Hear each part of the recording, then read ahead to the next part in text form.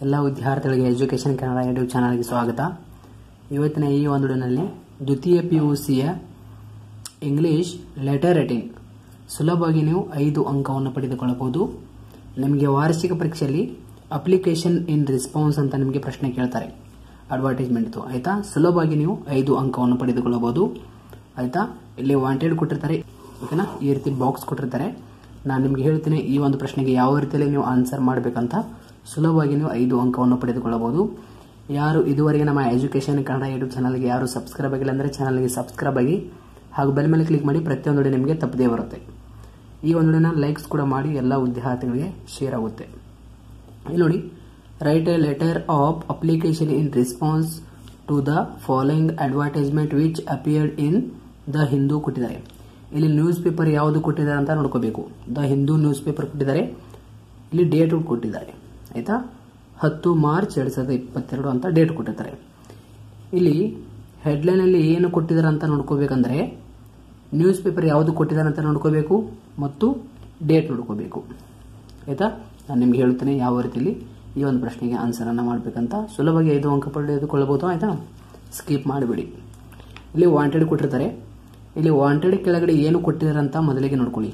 ಅಂದ್ರೆ ವಾಂಟೆಡ್ ಕೆಳಗೆ ಈ ಒಂದು ಪೋಸ್ಟ್ಗೆ ನಾವು ಅಪ್ಲೈ ಮಾಡ್ತಾ ಇದ್ವಿ, ಅಂದ್ರೆ ಈ ಒಂದು ಜಾಬ್ಗೆ ನಾವು ಅಪ್ಲೈ ಮಾಡ್ತಾ ಇದ್ವಿ.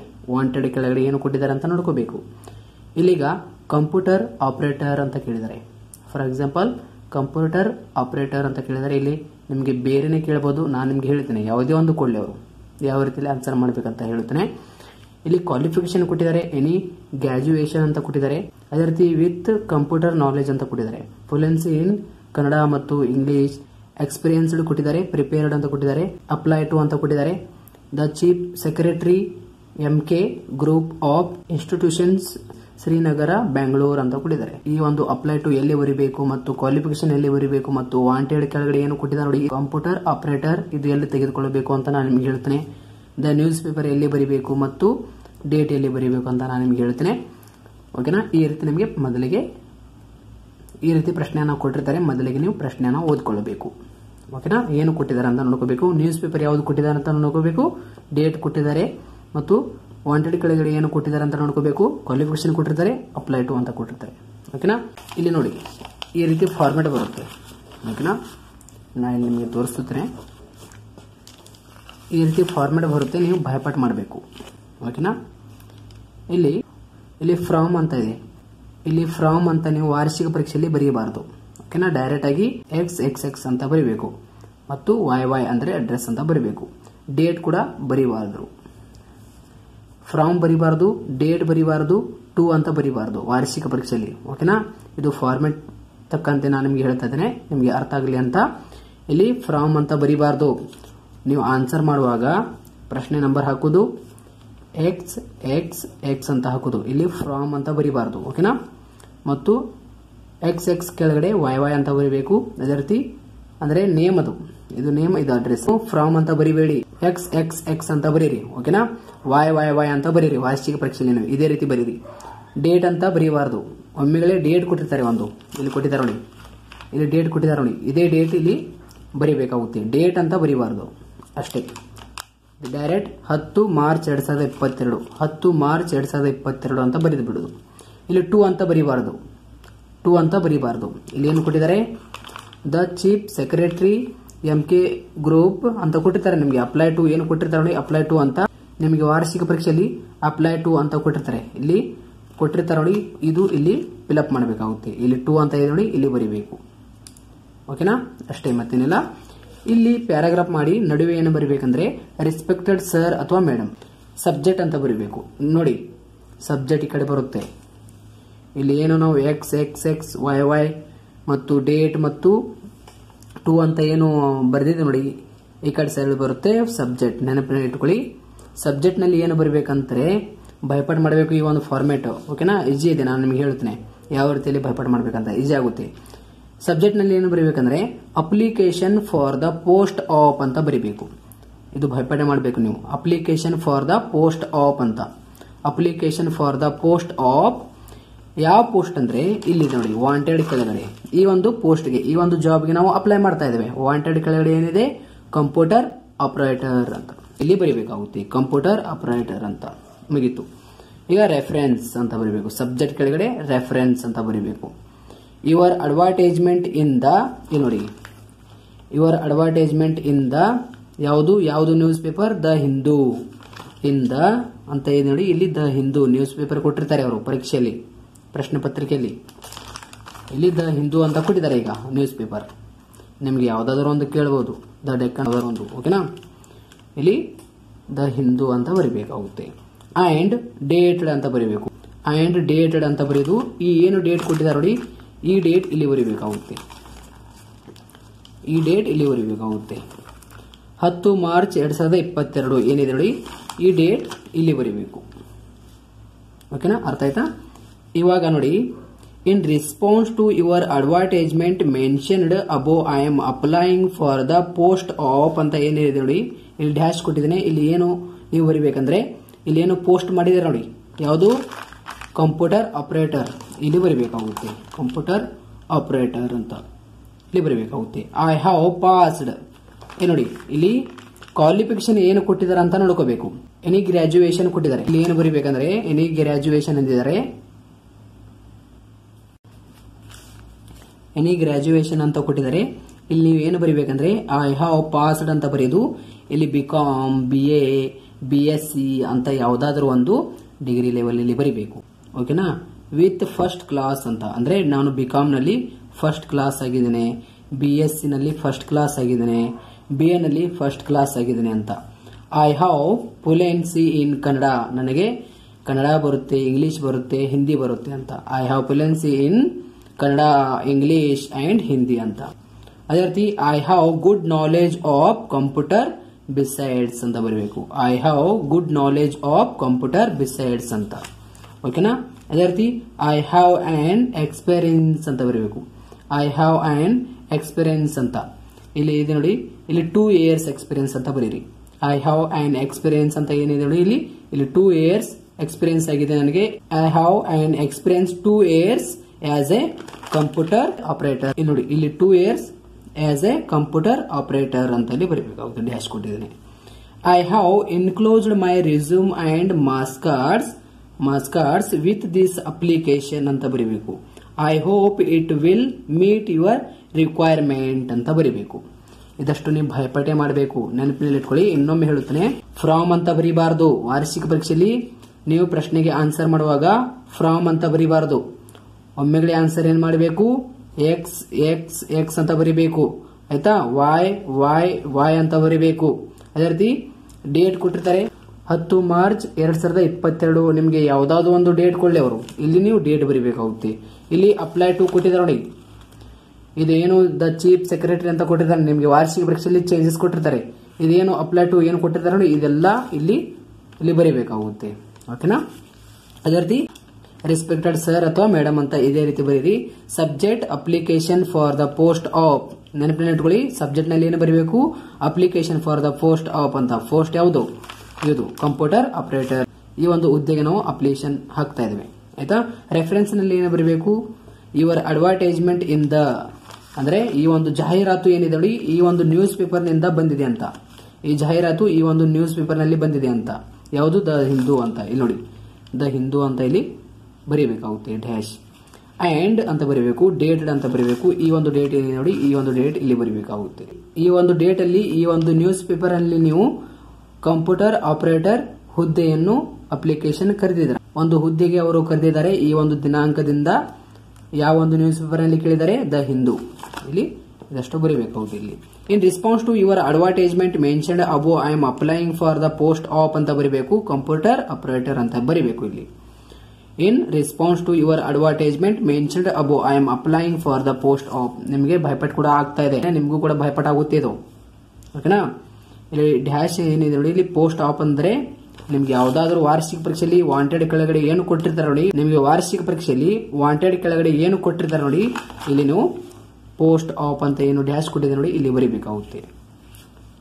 ಇಲ್ಲಿ ನೋಡಿ, ಐ ಹ್ಯಾವ್ ಪಾಸ್ಡ್, ಇಲ್ಲಿ ಯಾವ್ದಾದ್ರು ಒಂದು ಗ್ರಾಜುಯೇಷನ್ ಅಂದಿದ್ದಾರೆ. ನಾವು BA, BSc, ಬಿಕಾಮ್ ಯಾವ್ದಾದ್ರು ಒಂದು ತೆಗೆದುಕೊಳ್ಳಬೇಕಾಗುತ್ತೆ. With first class. I fluent in Kannada, English and Hindi. I have good knowledge of computer besides I have an experience 2 years as a computer operator ಅಂತ ಇಲ್ಲಿ ಬರೀಬೇಕಾಗುತ್ತೆ. ಅಂದ್ರೆ 2 ವರ್ಷ ನನಗೆ ಎಕ್ಸ್ಪೀರಿಯನ್ಸ್ ಇದೆ ಈ ಒಂದು ಕಂಪ್ಯೂಟರ್ ಆಪರೇಟರ್ ನಲ್ಲಿ ಅಂತ. I have enclosed my resume and marks cards with this application ಅಂತ ಬರೀಬೇಕು ಆಯ್ತಾ. I hope it will meet your requirement ಅಂತ ಬರೀಬೇಕು ಆಯ್ತಾ. ಇದಷ್ಟು ನೀವು ಭಯಪಟ್ಟು ಮಾಡಬೇಕು. ಈ ರೀತಿ ಟು ಹಾಕಿ ಬರೀಬಾರದು, ಡೇಟ್ ಅಂತ ಹಾಕಿ ಬರೀಬಾರದು. ಡೇಟ್ ನೆನಪಿನಲ್ಲಿ ಇಟ್ಕೊಳ್ಳಿ. ಫ್ರಾಮ್ ಅಂತ ಹಾಕಿ X X X Y Y ಅಂತ ಬರೀಬಾರದು. ಒಮ್ಮೆಗಳೇ X X X X Y Y Y. Date ಕೊಟ್ಟಿರ್ತಾರೆ, ಡೇಟ್ ಬರೀದು ಆಯ್ತಾ. ಟು ಕೊಟ್ಟಿರ್ತಾರೆ, ಅಪ್ಲೈ ಟು ಅಂತ. ಇಲ್ಲಿ ಏನು ಕೊಟ್ಟಿರ್ತಾರೆ ನಮಗೆ ಪ್ರಶ್ನೆಯಲ್ಲಿ ಇಲ್ಲಿ ಬರೆದುಕೊಳ್ಳಬೇಕಾಗುತ್ತೆ. ಓಕೆನಾ. Reference your advertisement in the ಅಂದ್ರೆ ಯಾವ ನ್ಯೂಸ್ ಪೇಪರ್ ನಲ್ಲಿ ಕೊಟ್ಟಿದ್ದಾರೆ, ಇನ್ ದ ಅಂತ ದ ಹಿಂದೂ ಕೊಟ್ಟಿದ್ದಾರೆ. ಅಂದ್ರೆ ಈ ಒಂದು ನ್ಯೂಸ್ ಪೇಪರ್ ನಲ್ಲಿ ಯಾವ ಒಂದು ದಿನಾಂಕದಿಂದ ಕೊಟ್ಟಿದ್ದಾರೆ, 10 ಮಾರ್ಚ್ 2022 ನಿಮಗೆ ಡೇಟ್ ಕೊಟ್ಟಿರ್ತಾರೆ. ಯಾವ್ದಾದ್ರು ಒಂದು ನ್ಯೂಸ್ ಪೇಪರ್ ಕೊಟ್ಟಿರ್ತಾರೆ, ಇಲ್ಲಿ ಬರೀಬೇಕು. ಅಂದ್ರೆ ರೆಫರೆನ್ಸ್ ಅಲ್ಲಿ ಏನು ಬರೀಬೇಕಂದ್ರೆ ಯುವರ್ ಅಡ್ವರ್ಟೈಸ್ಮೆಂಟ್ ಅಂದ್ರೆ ಈ ಒಂದು ಜಾಹೀರಾತು ಈ ಒಂದು ನ್ಯೂಸ್ ಪೇಪರ್ ನಲ್ಲಿ ಈ ದಿನಾಂಕದಂದು ಬಂದಿದೆ ಅಂತ ಅರ್ಥ ಆಯ್ತಾ. ಅದೇ ರೀತಿ in response to your advertisement mentioned above I am applying for the post of computer operator. ಇಲ್ಲಿ ಏನು ಕೊಟ್ಟಿದ್ದಾರೆ, ಕಂಪ್ಯೂಟರ್ ಆಪರೇಟರ್ ಅಂದ್ರೆ ಪೋಸ್ಟ್ ಆಫ್ ಇಲ್ಲಿ ಬರೀಬೇಕಾಗುತ್ತೆ. ಐ ಹ್ಯಾವ್ ಪಾಸ್ಡ್ ಯಾವುದಾದ್ರು ಒಂದು ಇಲ್ಲಿ ಅಂದಿದ್ದಾರೆ ಅವರು ಕ್ವಾಲಿಫಿಕೇಶನ್ ಯಾವುದಾದ್ರು ಎನಿ ಗ್ರಾಜುಯೇಷನ್ ತೆಗೆದುಕೊಳ್ಳಿ ಅಂದಿದ್ದಾರೆ. ಬಿಕಾಮ್ ತೆಗೆದುಕೊಳ್ಳಿ, BA ತೆಗೆದುಕೊಳ್ಳಿ, ಯಾವುದಾದ್ರು ಒಂದು ವಿತ್ ಫಸ್ಟ್ ಕ್ಲಾಸ್ ಅಂತ ಬರೀಬೇಕು. ಅಂದ್ರೆ ಈ ಒಂದು ಡಿಗ್ರಿನಲ್ಲಿ ನಾನು ವಿತ್ ಫಸ್ಟ್ ಕ್ಲಾಸ್ ಆಗಿದ್ದೀನಿ ಅಂತ. I have fluent in Kannada, English, Hindi ಅಂತ. I have good knowledge of computer besides I have an experience 2 years as a computer operator ಅಂತ. I have enclosed my resume and marks cards with this application. I hope it will meet your requirement ಅಂತ ಬರೀಬೇಕಾಗುತ್ತೆ ಆಯ್ತನಾ. ಈ ಒಂದು ಭಯಪಟ್ಟು ಮಾಡಲೇಬೇಕು ನೀವು ಇದಷ್ಟು ಓಕೆನಾ. ಇಲ್ಲಿ ಏನೇನು ತುಂಬಬೇಕಂತ ನಾನು ನಿಮ್ಗೆ ಹೇಳಿದ್ದೇನೆ, ಇದಷ್ಟು ಭಯಪಟ್ಟು ಮಾಡಿ ಓಕೆನಾ. ಈಜಿ ಇದೆ. ಇನ್ನೂ ಕೂಡ ಇದೆ, ಆನ್ಸರ್ ಮುಗಿದಿಲ್ಲ. ಇಲ್ಲಿ ನೋಡಿ ಥ್ಯಾಂಕ್ ಯು ಫೇತ್ಫುಲಿ ಅಂತ ಬರೀಬೇಕಾಗುತ್ತೆ. ಇಲ್ಲಿ ನೋಡಿ ಸಬ್ಜೆಕ್ಟ್ ರೆಫರೆನ್ಸ್ ಇದರ ಕೆಳಗಡೆ ಬರುತ್ತೆ, ಸಬ್ಜೆಕ್ಟ್ ಮತ್ತು ರೆಫರೆನ್ಸ್ ಇದರ ಕೆಳಗಡೆ ಬರುತ್ತೆ. ಈ ಕಡೆ ಇದೆಲ್ಲ ನಾವು ವಿವರಿಸಿದ ನಂತರ ಈ ಕಡೆ ಬರುತ್ತೆ, ಅದು ನೆನಪಿನಲ್ಲಿ ಇಟ್ಕೊಳ್ಳಿ. ಥ್ಯಾಂಕ್ ಯು ಯುವರ್ ಫೇತ್ಫುಲಿ ಅಂತ ಬರೀಬೇಕಾಗುತ್ತೆ. ಹೆಸರು ಬರೀರಿ ಅಥವಾ ಎಕ್ಸ್ ಎಕ್ಸ್ ಎಕ್ಸ್ ಅಂತ ಬರೀರಿ ನಡೆಯುತ್ತೆ. ಇಲ್ಲಿ ಕೂಡ ನಿಮ್ಮ ಹೆಸರು ಬರೀಬಹುದು ಅಥವಾ ಎಕ್ಸ್ ಎಕ್ಸ್ ಎಕ್ಸ್ ಅಂತ ಬರೀಬಹುದು. ಈಗ ರಿಸ್ಯೂಮ್ ಅಂತ ಬರೀಬೇಕು. ಇಲ್ಲಿ ಹೇಗೆ ನಾವು ರೆಸ್ಪೆಕ್ಟೆಡ್ ಸರ್ ಅಥವಾ ಮೇಡಮ್ ಅಂತ ಇಲ್ಲಿ ಏನು ಹಾಕಿದ್ವಿ ನೋಡಿ, ಇದೇ ರೀತಿ ಇಲ್ಲಿ ಕೂಡ ಪ್ಯಾರಾಗ್ರಾಫ್ ಮಾಡಿ ರೆಸ್ಯೂಮ್ ಅಂತ ಕ್ಯಾಪಿಟಲ್ ನಲ್ಲಿ ಬರೆಯೋದು. RESUME ರೆಸ್ಯೂಮ್ ಅಂತ ಬರೀಬೇಕು ಆಯ್ತಾ. ಇಲ್ಲಿ ರೆಸ್ಯೂಮ್ ಒಳಗೆ ಏನೇನು ಬರುತ್ತೆ, ನೇಮ್ ಬರುತ್ತೆ, father name, date of birth ಬರುತ್ತೆ, ಜನರಲ್ ಬರುತ್ತೆ, ನ್ಯಾಷನಾಲಿಟಿ ಬರುತ್ತೆ, ನಾಲೆಜ್ ಆಫ್ ಲ್ಯಾಂಗ್ವೇಜ್ ಬರುತ್ತೆ. ಅದೇ ರೀತಿ ಕ್ವಾಲಿಫಿಕೇಶನ್ ಬರುತ್ತೆ. ಇಲ್ಲಿ ನೋಡಿ ರೆಸ್ಯೂಮ್ ಒಳಗೆ ಏನೇನು ಬರುತ್ತೆ, name, father name, date of birth, general ಬರುತ್ತೆ, ನ್ಯಾಷನಾಲಿಟಿ ಬರುತ್ತೆ, ನಾಲೆಜ್ ಆಫ್ ಲ್ಯಾಂಗ್ವೇಜಸ್ ಅಂದ್ರೆ ನನಗೆ ಕನ್ನಡ, ಇಂಗ್ಲಿಷ್, ಹಿಂದಿ ಎಲ್ಲ ಬರುತ್ತೆ ಅಂತ. ಇಲ್ಲಿ ಡೇಟ್ ಆಫ್ ಬರ್ತ್ ಬರೀಬೇಕು, ನಿಮ್ದು ನಿಮ್ಮ ಹೆಸರು ಬರೀಬೇಕು, ನಿಮ್ಮ ಫಾದರ್ ನೇಮ್ ಬರೀಬೇಕು ಆಯ್ತಾ. ಮೇಲ್ ಇದ್ರೆ ಮೇಲ್ ಬರೀರಿ, ಫಿಮೇಲ್ ಇದ್ರೆ ಫಿಮೇಲ್ ಬರೀರಿ ಆಯ್ತಾ. ನ್ಯಾಷನಾಲಿಟಿ ಇಂಡಿಯನ್ ಅಂತ ಬರೀರಿ. ಇದಾದ ನಂತರ ನಾಲೆಜ್ ಆಫ್ ಲ್ಯಾಂಗ್ವೇಜ್ ಆದ ನಂತರ ಕ್ವಾಲಿಫಿಕೇಶನ್ ಅಂತ ಬರೀಬೇಕು ಆಯ್ತಾ. ಕ್ವಾಲಿಫಿಕೇಶನ್ ಅಂತ ಬರೀದು ಅದರೊಳಗೆ ಎಷ್ಟು 4 ಕಾಲಮ್ಸ್ ಬರುತ್ತೆ. ಒಂದನೇದು ಕೋರ್ಸ್ ಅಂತ ಬರುತ್ತೆ, ಬೋರ್ಡ್ ಆರ್ ಯೂನಿವರ್ಸಿಟಿ ಬರುತ್ತೆ, ಪರ್ಸೆಂಟೇಜ್ ಇಯರ್ 1ನೇ ಕಾಲಮ್, 2ನೇ ಕಾಲಮ್, 3ನೇ ಕಾಲಮ್, 4ನೇ ಕಾಲಮ್. ಕೋರ್ಸ್ ಬರುತ್ತೆ ಮತ್ತು ಬೋರ್ಡ್ ಆರ್ ಯೂನಿವರ್ಸಿಟಿ ಬರುತ್ತೆ, ಪರ್ಸೆಂಟೇಜ್ ಇಯರ್ ಬರುತ್ತೆ. ನೆನಪಿನಲ್ಲಿ ಇಟ್ಕೊಳ್ಳಿ.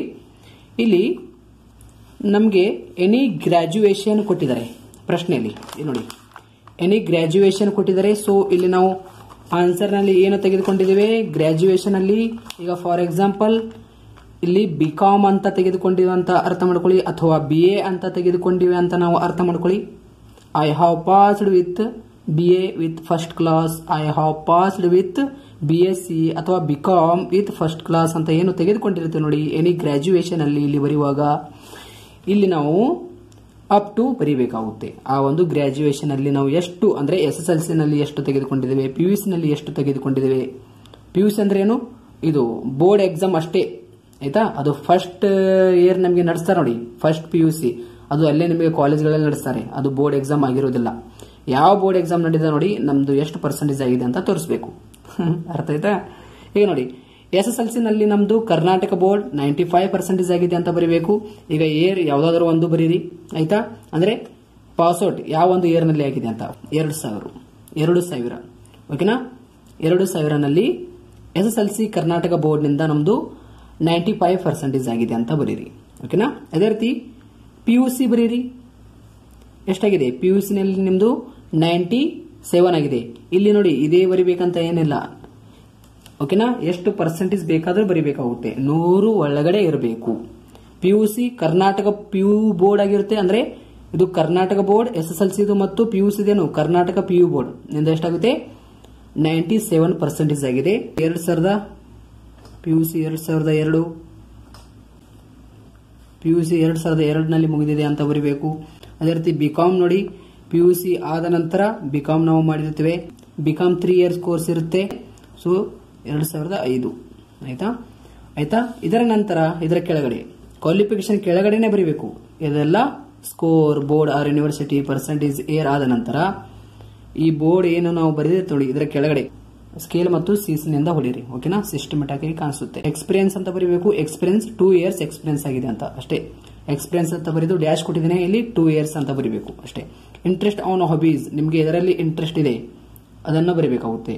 I am watching a cricket, I am watching a movies. ಅದೇ ರೀತಿ ಅಡ್ರೆಸ್ ಬರೀಬೇಕು. ನಿಮ್ದು ಅಡ್ರೆಸ್ YYY ಅಂತ ಬರೀ ಆಯ್ತಾ. ಯಾವ್ದಾರ ಒಂದು ಬರೀರಿ. ಮೊಬೈಲ್ ನಂಬರ್ ಬರೀಬೇಕು. ನಿಮ್ದು ಡೇಟ್ ಬರೀಬೇಕು.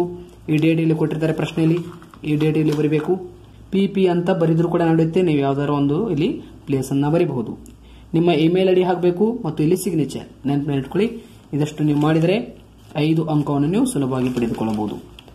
ನಿಮಗೋಸ್ಕರ ನಾನು ಈ ಒಂದು ಲೆಟರ್ ರೈಟಿಂಗ್ ಪೇಪರ್ ನಲ್ಲಿ ಬರೆದು ತೋರಿಸಿದ್ದೀನಿ ಯಾವ ರೀತಿಯಲ್ಲಿ ಈ ಒಂದು ಪ್ರಶ್ನೆಗೆ ಆನ್ಸರ್ ಮಾಡಬೇಕಂತ. ಯಾವುದೇ ಒಂದು ಪ್ರಶ್ನೆ ಕೊಳ್ಳಿ ಏನೇನು ತುಂಬಬೇಕು, ಎಲ್ಲಿ ಏನೇನು ತುಂಬಬೇಕಂತ ನಾನು ನಿಮ್ಗೆ ಹೇಳಿದ್ದೇನೆ. ಇದಷ್ಟು ನೀವು ಭಯಪಟ್ಟು ಮಾಡಿದರೆ ಮುಗಿತು, ಸುಲಭವಾಗಿ 5 ಅಂಕವನ್ನು ಪಡೆದುಕೊಳ್ಳಬಹುದು. ಈಜಿ ಇದೆ ಆಯ್ತಾ. ಡಿಫಿಕಲ್ಟ್ ನೀವು ತೆಗೆದುಕೊಂಡ್ರೆ ಅದು ಡಿಫಿಕಲ್ಟ್ ಆಗುತ್ತೆ. ಬಹಳಷ್ಟು ಈಜಿ ಇದೆ ಅದು. 5 ಅಂಕ ನಮಗೆ ಬೇಕಂದ್ರೆ ನಾವು ಶ್ರಮವನ್ನು ಪಡಬೇಕಲ್ಲ ಓಕೆನಾ. ನಾನು ಹೇಗೆ ಶ್ರಮ ಪಟ್ಟು ಒಂದು ಪೇಪರ್ ನಲ್ಲಿ ನಿಮಗೆ ತಿಳಿಸಿದೆ ನೋಡಿ. ನೀವು ಕೂಡ ಹೆಚ್ಚು ಸ್ವಲ್ಪ ಬುಕ್ಸ್ ಒಂದು 2, 3, 4, 5 ಪೇಜ್ ಹೋಗಲಿ, ಆದರೆ ಬರೀ ತೆಗಿರಿ, ಭಯಪಟ್ಟಾಗುತ್ತೆ ಓಕೆನಾ. Thank you so much.